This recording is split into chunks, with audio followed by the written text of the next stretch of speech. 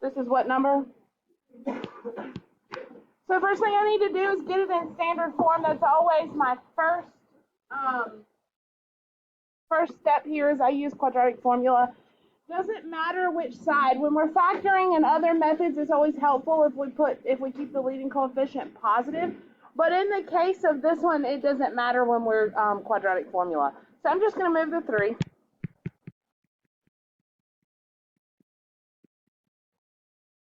Now I have my A, my B, and my C. B is 7 and C is -3. Now, if I just asked you, and I'm asking you this for a particular reason, hint, hint. If I just asked you to find the discriminant and describe the solutions to me, what would you do from here?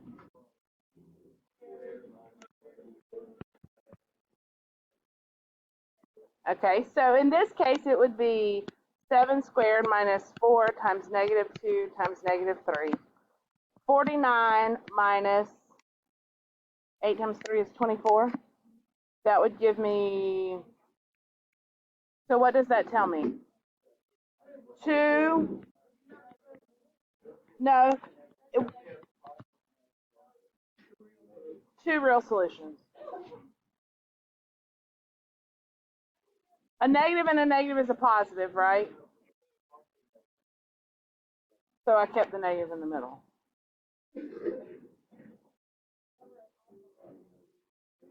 If you changed it to a plus there, so if you did plus negative, then I would have plus negative,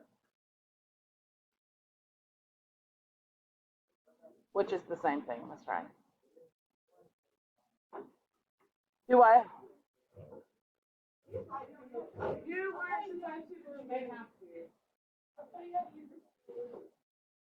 Okay, so on the quadratic formula we do, but if the question simply said, what's the discriminant? 25.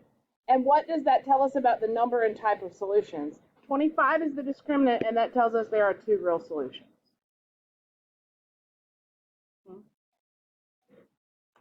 Maybe. I got to plug it in the formula to see what they actually are. Does that make sense to everybody? Okay.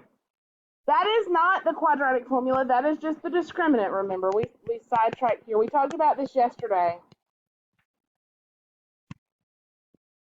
But it asked me to use the quadratic formula to solve. Okay, so now I'm going to do x equals opposite b plus or minus square root of b squared minus 4ac all over 2a.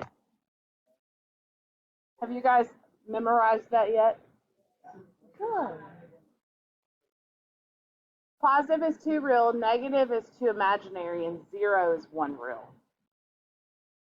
All right, so plugging in here, I get -7 plus or minus the square root of. I'm not going to redo this because I've already done it one time here. Over 2 times -2. Now I can do that square root, so -7 plus or minus 5 over -4. And because these are nice whole numbers, I'm going to go ahead and split. So I have x equals -7 plus 5 over -4. And I have x equals -7 minus 5 over -4.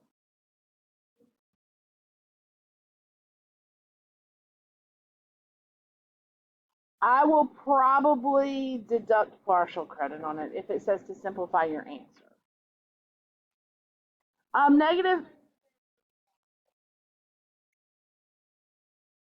Your test and your quiz will say simplify, so make sure you can simplify.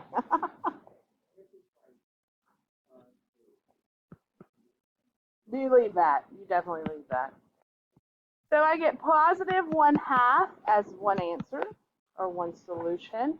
And then -12 over -4 is, of course, 3, and that's the same.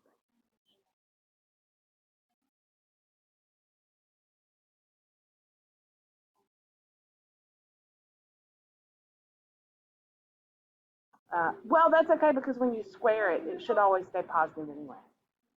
So you should be good. Yes. Can you tell me what number 1 is?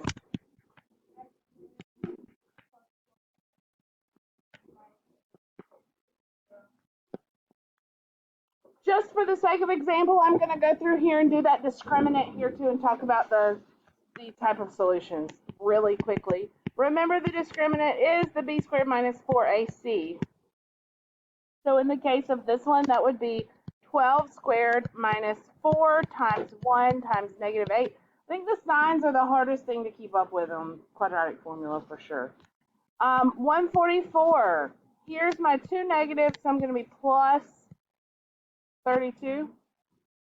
So 176. So my discriminant is 176, which tells me I have two real solutions. I don't know what those are yet, but I know I've got two of them and they are real because I got a positive number under the radical. Okay. All right, so let's go through. X equals opposite b plus or minus square root of. I've already done the b squared minus 4ac, so I'm just going to plug it in. All over 2a.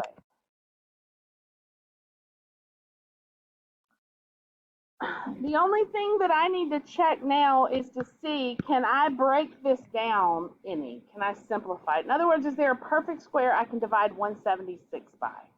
Yes.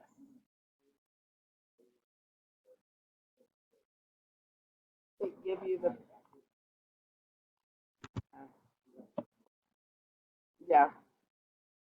I always start, I don't know, I'll start, you know, if you divide it by 4, that's usually, I'll start there if it's really big and I don't know where. And then if the answer is also divisible by, say, 4, then I know the original was divisible by 16 because I divided it by 4 twice. You see what I'm saying? And I'll kind of go through that thought process, but in this case, that's what works, 4 and 4. So square root of 176, 16 and 11.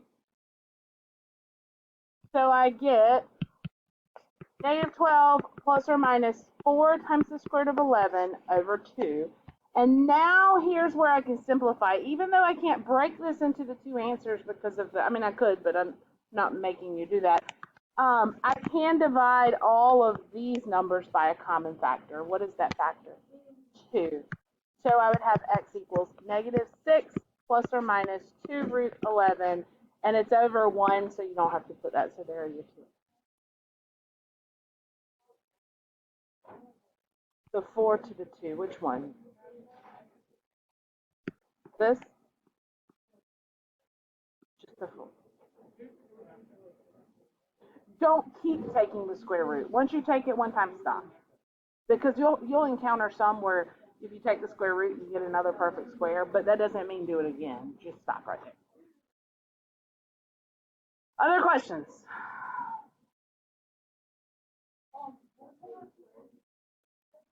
I was going to say, just for this quiz, not for your test, since we just learned it yesterday, I will give you the quadratic formula.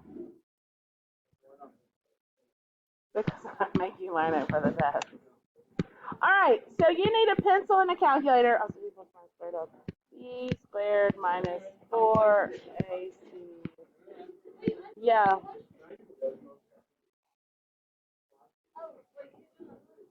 Quickly. 7. Last one. What's the problem?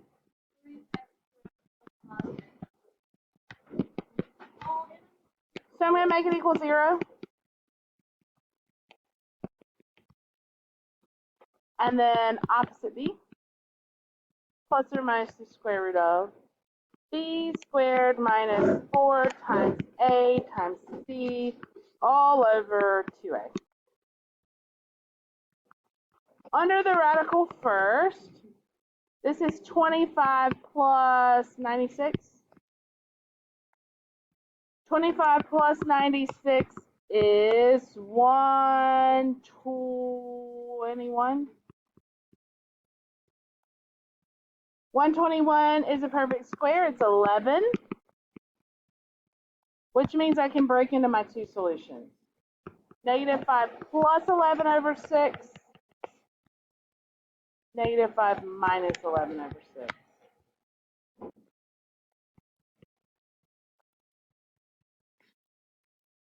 negative 16 over 6, which is, both of them can be divided by 2, so negative.